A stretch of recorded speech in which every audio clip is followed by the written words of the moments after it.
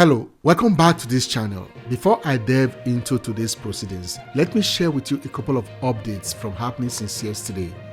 First, yesterday, Chris Uche, the lead counsel for Atiku Abubakar and the People's Democratic Party, revealed that INEC chairman Professor Yakubu Mahmood will testify at the tribunal on the conduct of the presidential election.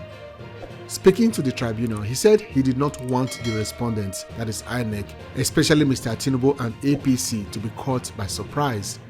I'm not sure why they would, because it is clear to me and everyone else that INEC chairman would not lift a finger without first informing Bola Tinubu and the APC. In any case, this is notable given the revelation by the Labour Party that the INEC chairman has been dodging court summons to appear for questioning at the tribunal. If you recall, the Labour Party had requested to question INEC about the role of certain IT staff, particularly those that provided the so-called updates and worked on the beavers before and after it stopped accepting uploads from polling units for the presidential election. If you want to know more about all the questions that Labour Party wanted to ask, I have them outlined in this video. Anyways, recall that everyone was excited about the prospect of hearing what INEC staff had to say about the process that led to the problems of the beavers. Unfortunately, that application was denied by the tribunal. Some people started to wonder, what is the way forward for the Labour Party now? For those of you that have seen my other video, remember I also echoed what the lead counsel for the Labour Party said, that there are many ways to catch a rat, meaning there are many ways to ask those same questions. One of such ways was getting the INEC chairman to come to the stand and answer questions. Perhaps that is why the chairman is playing hard to get, but come to the tribunal, he will at some point. Another point I want to make before getting into the proceedings is why the Labour Party is keen on entering IReV uploaded documents as evidence. As you will see later, many of the documents uploaded or certified by INEC for the Labour Party to tender as evidence are blurred and unreadable. The question is, why? The beavers cameras supposedly used to capture these images are high definition. How is HD camera capturing so many blurred and unreadable images? It seems to me someone or some people were deliberately making these documents unreadable so they can have an excuse to manually rewrite and manipulate them later. Another reason for tendering the IReV document as evidence is to show the limits, the number of polling units results that were uploaded to the IReV. It is now almost 3 months since the presidential election, yet INEC are yet to upload the whole document onto IReV. Someone once asked me saying, what does it matter? Why does the result need to be uploaded from the polling unit? I said, first, it is required by law. The other answer is simple. If the results are uploaded as counted in the presence of everybody, all the collation officer for the ward need to do is to go to the IReV and confirm the results that the polling unit's INEC staff submitted for collection. If there's a discrepancy, the one uploaded will be the correct one because it is the one uploaded at the polling unit in the presence of party agents. But by not uploading the results, INEC gave power to their polling unit staff to change the results before they submit it by hand at the World Collation Center. So they certainly know what they were doing. This is also the reason for the shouting match between the Labour Party legal team and the INEC lawyers, which I will get to later. But first, let's go straight to the proceedings at the tribunal today. The proceedings started with the continuation of tendering of evidence by the Peter Obi legal team. The team submitted IReV documents from Benue, Bayelsa, and some other states. As the judges filed into the courtroom and take their places, lead counsel for the Labour Party, Levi Uzoku, stands up and said, "My lord, with due respect, I will hand over to my learned colleague, Awudu Anuga, SAN, to handle today's proceedings." If you recall, Mr. Anuga also handled most of the presentation of the Labour Party documents to the court in the preceding meeting. Now, taking his place, he said, "My lord, with utmost respect, please turn to page 1 of the 8th schedule for the listings of IReVs." He then went ahead to tender certified true copies of IReV documents from 21 local government areas of Benue State. If you are guessing that the INEC and APC council objected to this presentation, you will be right. They did. That did not, however, stop the judge from entering the documents into evidence and tagging them as exhibit. Just about as this was happening, one of Tinubu's lawyers stood up and said to the tribunal that the proceedings for their legal team will be handled henceforth by a lawyer with the name James Onoja. If you are wondering why the name sounds familiar, it is because it does. James Onoja is the same lawyer that represented Lamidi Apapa in his devious attempt to take over or dismantle the Labour Party.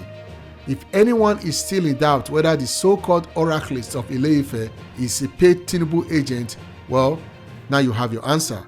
It seems they have been working together all along. Anyways, James Onoja continued the reign of objections where his colleagues stopped, but that does not stop the learned judges from accepting the documents into evidence. If you recall yesterday, the Labour Party wanted to present IReV documents for 13 local governments of Edo State, but they were not fully ready, so they had to present the ones from Akwa Ibom State instead. Today, the Labour Party continued with the presentation of those documents. Remember, these are documents downloaded from IReV portal belonging and managed by INEC, but that does not stop their lawyers from objecting. However, as usual, Justice Samani entered the documents into evidence as presented by the Labour Party. Thereafter, the Labour Party lawyer called on the judge to make another request. He said, "My lord, kindly turn to page 4 of the 9th schedule. My lord, this standard document relates to IReV reports for Bauchi State as downloaded and certified by the first respondent. This is on page 4 to 5. It is 4 local government areas I seek to tender." The judge is nodding and seemed to be looking for something in his desk. The Labour Party lawyer said, "I am most grateful, my lord. Please turn to page 6 of the same 9th schedule. It shows blood certified true copy documents." The judge asked, "Are they IReVs?" The counsel replied, "Some of them are EC40Gs and most are written no election and just certified by the first respondent as no election. They are IReV downloads and INEC certified them as such." The judge continued, "Is it cancelled election? Is it the same as no election? Are we going to mark it as cancelled or no election? What exactly is it?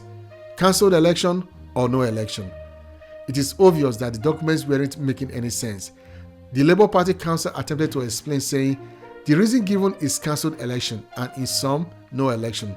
But in the forms EC40Gs, the reasons are stated as either cancelled or no election. Still, this explanation does not satisfy the presiding judge. He said, "Are we going to mark it as cancelled election as stated in the document or as no election as indicated in your schedule?" This exchange tells you what a shoddy job INEC did in documenting an election they used to declare Bola Tinubu as president. Even a judge and competent lawyers cannot seem to make a head or tail of the documents. Perhaps with time, the Labour Party will call witnesses, that is, the people that actually recorded these documents, to come and tell the court what the heck they wrote down. After a brief conversation between the Labour Party team, the lead lawyer took the mic again and said, "My lord, the item number 2 comes under cancelled election or no result. I have now separated the blood ones from the cancelled ones, my lord. And for no election, we have listed it differently from the ones certified as cancelled, my lord." Satisfied, the judge entered the document as evidence, but not before the objections of INEC and the APC. The Labour Party counsel continued with the request to tender documents. "My lord, we are now moving to page 8 of the 9th schedule. It is the second heading listed, my lord. These are all wrong forms which cannot be linked to any local government areas in Kaduna State. These forms are certified by the first respondent, my lord." Following the designated procedure, the judge acknowledged the observation made by the Labour Party legal counsel. The counsel continued with the tendering of IReV INEC certified copies from 21 local government areas of Kaduna State amidst objections from INEC and APC legal counsel. Notwithstanding, the judge entered the tender documents into evidence. Thereafter, the Labour Party counsel continued by saying, "My lord, let's see page 9 of the 9th schedule." However, the presiding judge asked that he stop. He ordered a quick 10-minute break.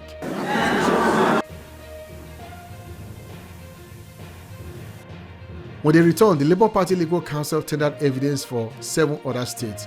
This follows the usual objections. Again, these documents were accepted as evidence by the presiding judge.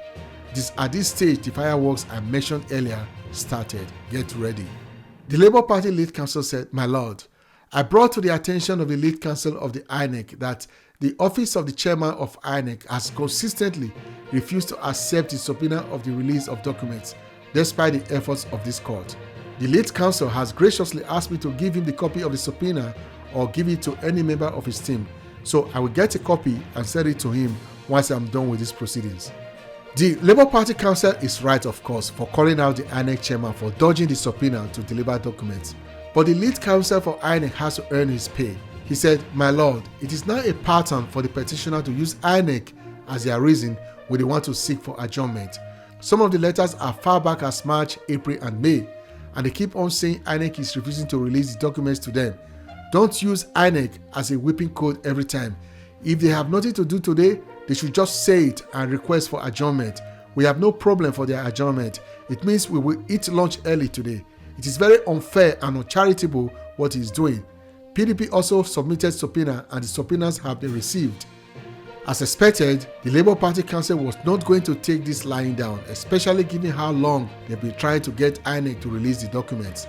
This sanctimonious speech by the INEC lawyer was not going to go unanswered. He said, "I'm really shocked that my brother said what he stood up to say. I made it clear that they have refused service. I have told this court." It was at this point the presiding judge, sensing problem, intervened and said, "There is no need for all this. The court cannot make any other thing apart from the subpoena." But the Labour Party Council, now perturbed, said, "The language he used on me is unfair. This is the second time this is happening." The judge then tries to mollify the council by saying, "He is not the lead counsel. I don't worry about him. We will handle it." Shortly thereafter, the presiding judge adjourned the proceedings to the next day, the 15th of June 2023. That's all I have for you today, guys. Stay tuned. If you have not subscribed and clicked on the notification icon, please do so now. It means a lot to us. Leave your thoughts in the comment section. I love hearing them. I'll see you soon. Bye for now.